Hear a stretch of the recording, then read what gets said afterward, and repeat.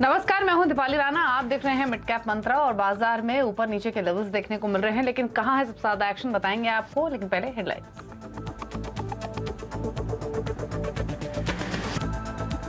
निचले स्तरों से बाजार में शानदार रिकवरी। निफ्टी में 125 पॉइंट का सुधार, सेंसेक्स 300 पॉइंट सुधरा। बैंक निफ्टी भी हरे निशान पर, लेकिन मिड कैप स्टॉक्स पर दबाव बरकरार।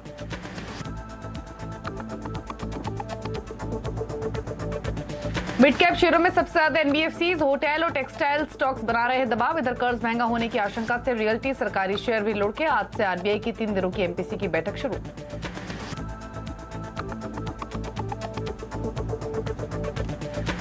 रिलायंस पर bullish Morgan Stanley, overweight rating के साथ 3253 के लक्ष्य। कहा रिफाइनिंग पेट्रोकेमिकल मार्जिन्स दिखा रहे हैं अच्छी ग्रोथ। सिटी की भी पसंद रिलायंस। कहा $3 प्रति बैरल तक बढ़ सकता है जीआरएम। आईएफएल फाइनेंस की हाउसिंग फाइनेंस सब्सिडरी में हिस्सा खरीद सकती है अबू धाबी इन्वेस्टमेंट अथॉरिटी। 20% हिस्सा बिक्री संभव, मनी कंट्रोल एक्सक्लूसिव। और टाटा मोटर्स को अब तक का सबसे बड़ा ईवी ऑर्डर, 10,000 टैक्सियों के लिए ब्लू स्मार्ट से करार। द टाटा पावर का ईवी चार्जिंग स्टेशन लगाने के लिए कोल्टे पाटिल से डील।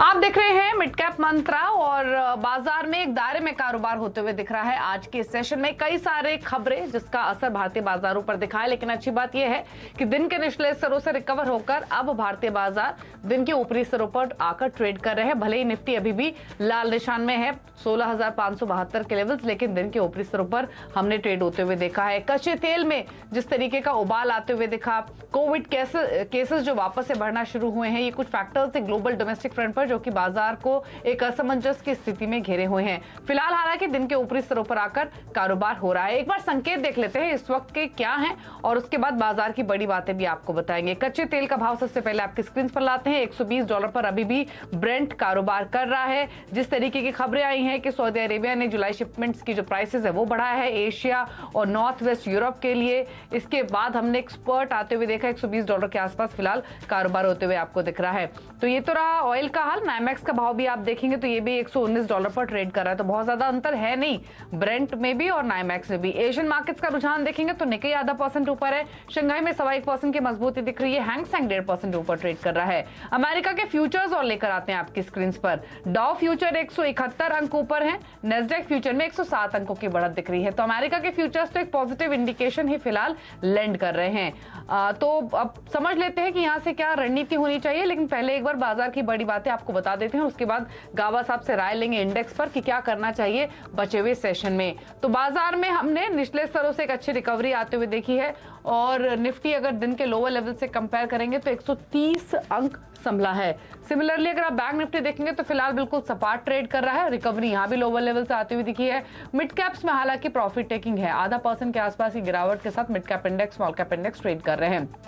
आज आपको प्रेशर दिखाई देगा आईटी में, कंज्यूमर स्टॉक्स में सबसे ज्यादा दबाव है। इसके अलावा कच्चे तेल में जो उबाल आया है उससे एनर्जी स्टॉक्स में खरीदारी है। ओएनजीसी ऑयल जैसे स्टॉक्स स्ट्रॉन्ग मोमेंटम दिखा रहे हैं। मिड कैप में एमआरपीएल, चेन्नई पेट्रोल स्टॉक्स जिनकी रिफाइनिंग मार्जिन्स बेहतर हो सकते हैं, उन तमाम स्टॉक्स में एक्शन बना हुआ है। इसके अलावा मिड कैप्स में कुछ स्पेसिफिक पॉकेट्स देखेंगे तो रियल्टी, एनबीएफसीज, होटल और टेक्सटाइल स्टॉक्स दबाव के साथ फिलहाल कारोबार करते हुए नजर आ रहे हैं। प्रकाशगाबा.com के प्रकाश गाबा हमारे साथ मौजूद हैं। गाबा साहब नमस्कार, स्वागत है आपका। कंसीडरिंग कि बाजार दिन के निचले स्तरों से रिकवर होकर दिन के ऊपरी स्तरों पर आ चुका है, इस समय जो संकेत हैं विदेशी फ्रंट पर वो पॉजिटिव हैं, क्या रणनीति आपकी रहेगी रिमेनिंग सेशन के लिए निफ्टी बैंक निफ्टी पर? Good afternoon Deepali. अपमूव मिलना चाहिए। 16,500 एक स्ट्रॉन्ग सपोर्ट जोन है निफ्टी की। जब तक ये बढ़ता है अपमूव वाला है, कहां तक जा सकता है?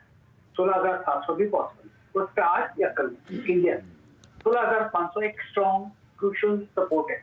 बैंक निफ्टी में 35,200 ये क्रूशियल है। जब तक इसके ऊपर पॉसिबल है कि अपमूव मिले, 35,600 पॉसिबिलिटी है। यस, लॉन्ग साइड होना चाहिए। ठीक है, तो लॉन्ग साइड पर ट्रेड निफ्टी बैंक निफ्टी दोनों में ले सकते हैं। 16,500 जो कि बहुत इंपॉर्टेंट सपोर्ट है उसको निफ्टी होल्ड कर रहा है। ये हमने पिछले हफ्ते भी देखा है, पिछले हफ्ते के आखिर में, और आज भी वही रुझान देखने को मिल रहा है। तो 16,700 लाइकली यहाँ आज नहीं तो कल ये हासिल होनी चाहिए, ये गाबा साहब का व्यू है। अब बात करते हैं स्टॉक्स की। तो गाबा साहब आपके ट्रेडिंग आइडियाज क्या है इस वक्त? दो स्टॉक अच्छे लगते हैं, एक तो है मैक्स फाइनेंशियल, यहाँ पर अपमूव है, यहाँ पर 802 का स्टॉप लगाकर चलेंगे, ऑन द अपसाइड करीब 825 पॉसिबल है मैक्स फाइनेंशियल। दूसरा स्टॉक जो अच्छा लगता है वो है JSW स्टील, यहाँ पर 570 का स्टॉप लगाना चाहिए, अपसाइड ओपन है, 600 तक भी जा सकता है 1-2 दिनों में। ओके, तो JSW स्टील और मैक्स फाइनेंशियल ये दो स्टॉक्स गाबा साहब को बेहतर लग रहे हैं और दोनों स्टॉक्स दिन के ऊपरी स्तरों पर फिलहाल कारोबार कर रहे हैं। JSW स्टील तो इनफैक्ट पिछले कुछ मिनटों के दौरान थोड़ा और स्ट्रॉन्ग हुआ है, 2.5% ऊपर कारोबार करते हुए 810 के लेवल्स पर है मैक्स फाइनेंशियल। लेकिन चलिए मिड कैप्स का हाल आपकी स्क्रीन पर लेकर आते हैं। आपको मिले जुले ट्रेंड्स मिड कैप्स में दिखाई देंगे। इंडेक्स तो 0.5% नीचे कारोबार कर रहा है, लेकिन कोई भी ऐसी डिसाइसिव पॉकेट नहीं है जहां पर खरीदारी ही खरीदारी हो। अगर आप कोई भी सेक्टर उठाएंगे तो आपको मिड कैप्स में गिरने बढ़ने वाले स्टॉक्स इक्वल संख्या में दिखाई देंगे। अभी भी आप देखेंगे तो 140 पॉइंट नीचे Nifty mid cap index trade कर रहा है। लेकिन स्टॉक्स दिखा देते हैं, पहले आते हैं एनबीएफसीज में भी अगेन काफी मिला जुला ट्रेंड है आज के सेशन में, लेकिन गिरने वाले स्टॉक्स की संख्या क्योंकि ज्यादा थी तो वही स्टॉक्स हमने पिक किया है। मुथूट फाइनेंस 2.5% नीचे, IB हाउसिंग में 6% का फॉल, स्पंदना स्फूर्ति 6% नीचे है, हिंदुस्तान में भी 2% के आसपास की गिरावट देखने को मिल रही है। इसके अलावा एनर्जी स्टॉक्स ऊपर हैं, जो कच्चे तेल का उछाल उससे फायदा पहुंचा है। मार्पिल 5% के सर्किट पर, चेन्नई पेट्रो 5% के सर्किट पर, अदानी टोटल गैस 1.5% ऊपर है, HOAC में 4% की मजबूती देखने को मिल रही है। फार्मा में अगेन मिले जुले ट्रेंड्स दिखाई देंगे, बढ़ने वाले स्टॉक्स की संख्या ज्यादा थी तो वही स्टॉक्स हमने लिए हैं। ब्लिस जीवीएस फार्मा 6% ऊपर, थायरोकेयर में 7% का मूव, शेल्बी 1.5% ऊपर है, जुबिलेंट फार्मा में 2% की बढ़त देखने को मिल रही है। IT में प्रॉफिट टेकिंग है पिछले 2 दिनों के खास तौर से मूव के बाद। कोफोर 4% नीचे, L&T टेक सर्विसेज 2.5% नीचे है, बिरला सॉफ्ट 3% का फॉल, KPIT टेक भी ऑलमोस्ट 3% नीचे ट्रेड करते हुए। शुगर में हमने दबाव देखा था शुक्रवार को, आज आप भाव देखेंगे तो श्री रेणुका शुगर 4% ऊपर, धामपुर शुगर, बलरामपुर चीनी, ID पैरी में भी आपको 3-3.5% तक के मूव्स दिखाई देंगे। रियल्टी अगेन फैसला है और रियल्टी में शोभा, फिनिक्स, लोधा, IB रियल यहाँ पर दबाव गिरावट के साथ हो रहा है, 2-2% तक का फॉल है। लोधा में एक रिकवरी हमने लोअर लेवल से आते हुए देखी है, इसीलिए स्टॉक अब ऊपर आ चुका है। होटल स्टॉक्स देखेंगे तो यहाँ भी प्रेशर है, 1.5% नीचे Indian hotel, lemon tree hotel 3.25% नीचे, EIH, ताज जीवी के भी 3 से 4% की गिरावट के साथ ट्रेड करते हुए। कुछ और स्टॉक्स लेकर आए आपकी स्क्रीन पर मिड कैप्स के सिलेक्टिव जो ऊपर ट्रेड कर रहे हैं, तो उसमें ऑयल इंडिया का स्टॉक है, माफ कीजिए ऑयल कंट्री नहीं है, ऑयल इंडिया का स्टॉक है जहां पर मोमेंटम है। अदानी पार 5% ऊपर, IDB बैंक में 2.25% का मूव, ग्लेनमार्क लाइफ साइंसेज भी 6% ऊपर कारोबार करते हुए। ग्लेनमार्क लाइफ पर एक कमेंट ले लेते हैं, रीसेंट लिस्टिंग गाबा साहब, ग्लेनमार्क फार्मा, ग्लेनमार्क लाइफ दोनों में ही मोमेंटम स्ट्रॉन्ग है आज के सेशन में।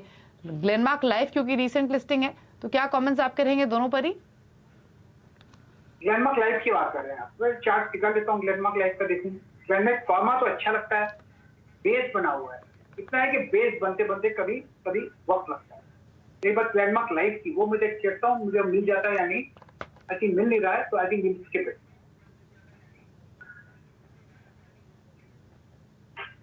ओके, ठीक है, तो ये व्यू है आपको ग्लेनमार्क लाइफ पर और ग्लेनमार्क पर, दोनों में ही मजबूती इनफैक्ट आज के सेशन में आपको दिखाई देगी। इसके अलावा गाबा साहब ये IT में कोफोर्ज या L&T टेक यहाँ प्रॉफिट टेकिंग और एक्सटेंड हो सकती है क्या, क्या व्यू है? कोफोर्ज की बात कर रहे हैं आप, कोफोर्ज चार्ट निकाल लेता हूँ कोफोर्ज का और L&T टेक। कोफोर्ज में लगता है कि वीकनेस है, तो बेस्ट इज छोड़ देना चाहिए, शॉर्ट करना चाहिए। हो सकता है 3,400 की एक्सपायरी होने की संभावना है, वहां तक आ सकता है, फिलहाल अवॉइड करने तो अच्छा रहेगा। स्टॉक अगर लेना है तो 3650 का स्टॉक लगाइए। L&T टेक्नोलॉजिकल इंडस्ट्री यहाँ पर वीकनेस नहीं है, इतनी साइडवेज मूव है, बेस्ट अवॉइड है।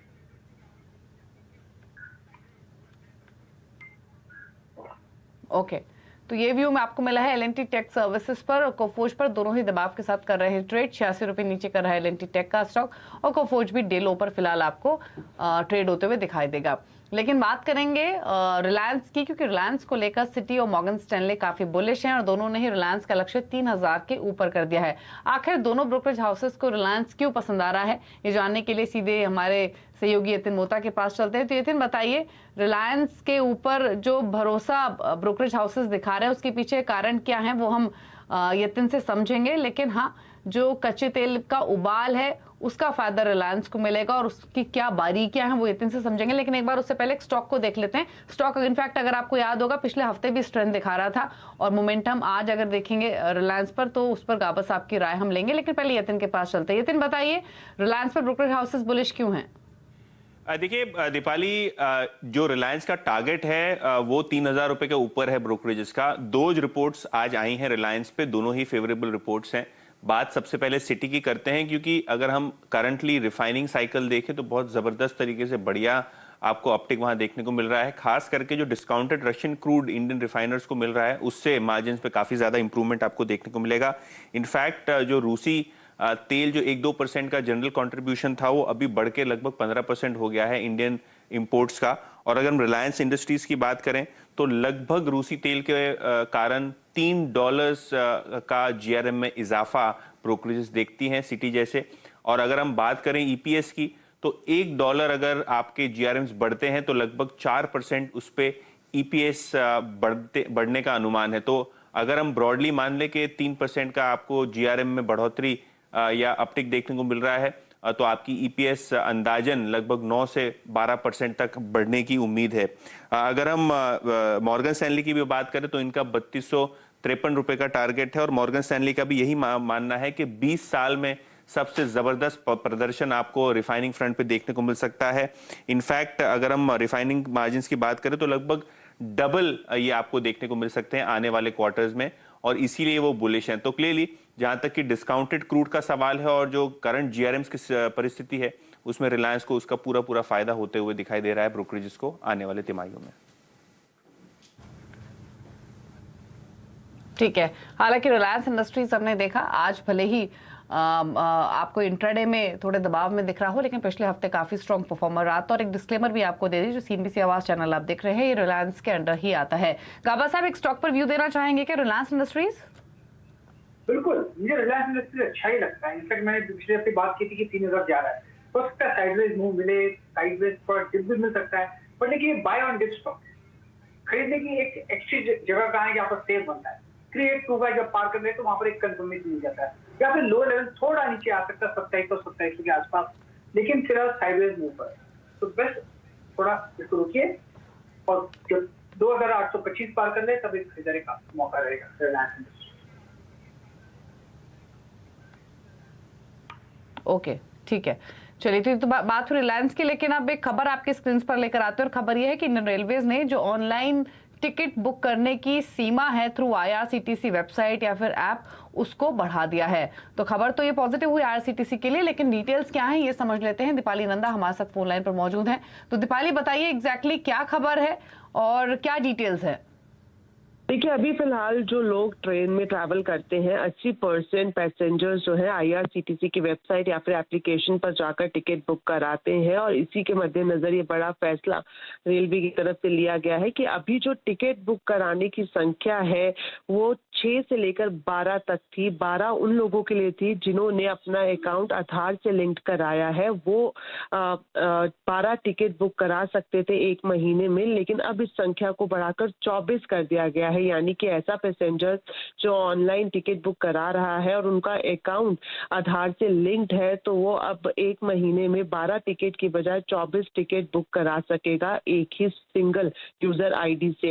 इसके अलावा ऐसे पैसेंजर जिनका अकाउंट आधार से लिंक्ड नहीं है वो अभी सिर्फ 6 टिकट ही बुक करा पाते थे, लेकिन अब इस संख्या को बढ़ाकर भी 12 कर दिया गया है। तो जाहिर तौर पर आईआरसीटीसी के लिए एक अच्छी खबर साबित हो सकती है, क्योंकि अभी का जो ट्रेंड दिखाई दे रहा है 80% लोग वेबसाइट या फिर मोबाइल एप्लीकेशन पर जाकर ही टिकट बुक कराते हैं।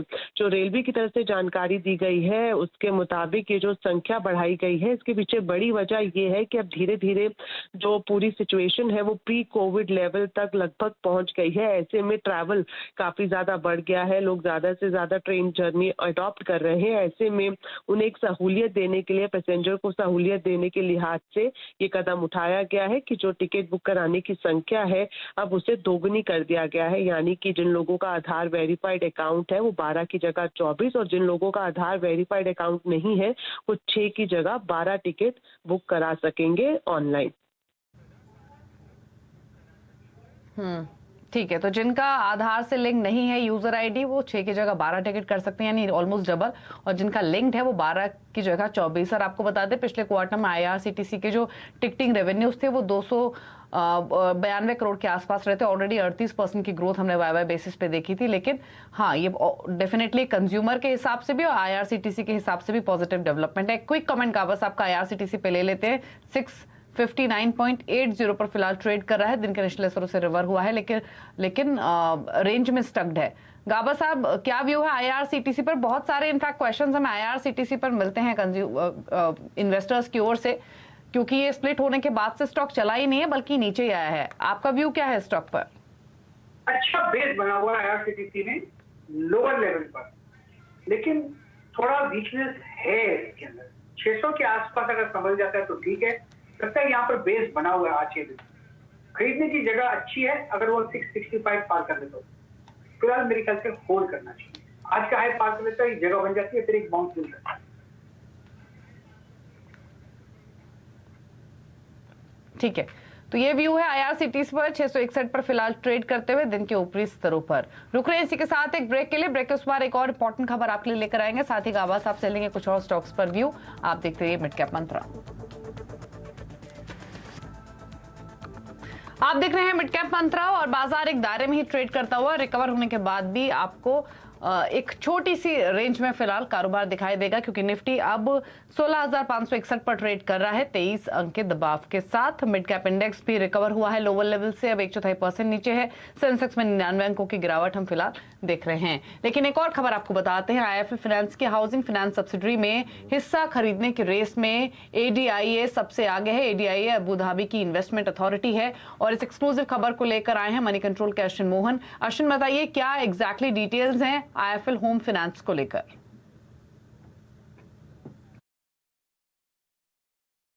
नमस्कार। आखिरी नवंबर के महीने में मनी कंट्रोल ने सबसे पहले ये एक्सक्लूसिव स्टोरी ब्रेक करी थी कि आईएफएल ग्रुप का जो लिस्टेड एनबीएफसी आर्म है आईएफएल फाइनेंस, उसका एक affordable housing, low cost housing subsidiary arm है, वो है आईएफएल होम फाइनेंस। तो उसमें वैल्यू अनलॉकिंग का जो प्लान था उसकी कहानी हमने पहले ब्रेक करी थी और प्लान ये था कि आईएफएल होम फाइनेंस में एक माइनॉरिटी स्टेक बेचा जाएगा। एवेंडस इन्वेस्टमेंट बैंक था जिसको अपॉइंट किया गया था और प्लान ये था कि स्टेक प्राइवेट इक्विटी सूटर्स को बेचेंगे। आज हमें अपने सूत्रों के अनुसार मालूम पड़ा है कि मिडल ईस्ट का जो एक टॉप फंड है Abu Dhabi investment authority, idea जिसको कहते हैं, ये अभी लीड सूटर या फ्रंट रनर बन चुका है ये ट्रांजैक्शन में। हमें अपने सूत्रों के अनुसार ये मालूम पड़ा है कि आडिया और आईएफएल फाइनेंस के बीच एडवांस डिस्कशंस चल रहे हैं और टोटल जो स्टेक जो बिक सकता है वो है 20% स्टेक और एक ऑफिशियल अनाउंसमेंट जो है वो भी अगले कुछ वीक्स में आ सकती है। तो ये सारी खबर हमें अपने सोर्सेस से मिली है। अगर देखा जाए तो आडिया से हमने कांटेक्ट किया, आडिया ने कमेंट नहीं किया है, एवेंडस ने भी कमेंट नहीं किया है और आईएफएल ग्रुप से हम अभी रिस्पांस अवेट कर रहे हैं। अगर आप आईएफएल होम फाइनेंस की बात करें तो इसका जो एयूएम है वो 17,000 करोड़ के करीब है एज ऑफ मार्च एंड 2022। काफ़ी हेल्दी ग्रोथ भी हुई है वाई बेसिस पे, 23% वाई बेसिस। तो ये थे डिटेल्स टारगेट के। देखते हैं आगे जाकर ये डील कैसे प्रोग्रेस करती है। Back to you. तो एडिया आईएफएल फाइनेंस में हिस्सा खरीद सकती है, 20% लाइकली स्टेक सेल हो सकता है। एक्सक्लूसिव डिटेल्स, हालांकि official confirmation of course IFL ने नहीं दिया है, बट ये एक्सक्लूसिव खबर अश्विन मोहन की ओर से। आईएफएल फाइनेंस की सब्सिडरी है तो इसी स्टॉक पर नजर डालेंगे, 336 पर ट्रेड करते हुए 3.5% की बढ़त के साथ। लेकिन आगे बढ़ते हुए आपको बता देते हैं इस हफ्ते का खिलाड़ी नंबर 1 का अपडेट। जो मुकाबला हो रहा है वो एलकेपी सिक्योरिटीज के रूपक डे, विघ्नहर्ता इन्वेस्टमेंट के विभोर वाशने और साथ ही वेवस्ट्रैटेजी.com के आशीष क्याल के बीच मुकाबला हो रहा है। विभोर ने एग्जिट किया है कैप्लन पॉइंट से, 815 के इनके टारगेट्स थे, 750 का इनका स्टॉप लॉस था। साथ ही जमुना ऑटो एक ट्रेड है जहां पर 112.50 रुपए पर विभोर ने पोजीशंस को एग्जिट किया है। यहां पर 121 के इनके टारगेट थे, 109 का स्टॉप लॉस। रेन इंडस्ट्रीज इन्होंने ऐड किया है, यहाँ पर 182 के टारगेट के लिए खरीदारी की सलाह दे रहे हैं। फिलहाल 171 172 पर ट्रेड कर रहा है, 165 का रखें स्टॉप लॉस। चलिए फटाफट से मुनाफे का मीटर आपकी स्क्रीन पर लेकर आते हैं, यानी रिटर्न की स्थिति अब तक की क्या है। अब तक के रिटर्न्स के हिसाब से हालांकि हफ्ते का पहला दिन ही है, लीड कर रहे हैं विभोर 1.5% के रिटर्न के साथ। दूसरे पायदान पर हैं आशीष का 1.25% के नेगेटिव रिटर्न। रूपक डे का पोर्टफोलियो भी नेगेटिव रिटर्न दे रहा है, 1.25-2% के आसपास की। लेकिन विभोर का पोर्टफोलियो पॉजिटिव रिटर्न ब्लेंड करते हुए ऑलमोस्ट 1.5% के गेंस के साथ। तो ये है खिलाड़ी नंबर 1 का इस हफ्ते का अभी तक का अपडेट। हफ्ते की शुरुआत ही हुई है, देखेंगे कौन बनेगा हफ्ते के आखिर में खिलाड़ी नंबर 1। लेकिन ब्रेक के बाद आप देखिए नो योर कंपनी, और नो योर कंपनी में आज बात करेंगे हिंडवेयर होम इनोवेशन के ग्रुप सीएफओ संदीप सिक्का से। एक ब्रेक के बाद नमस्कार। है।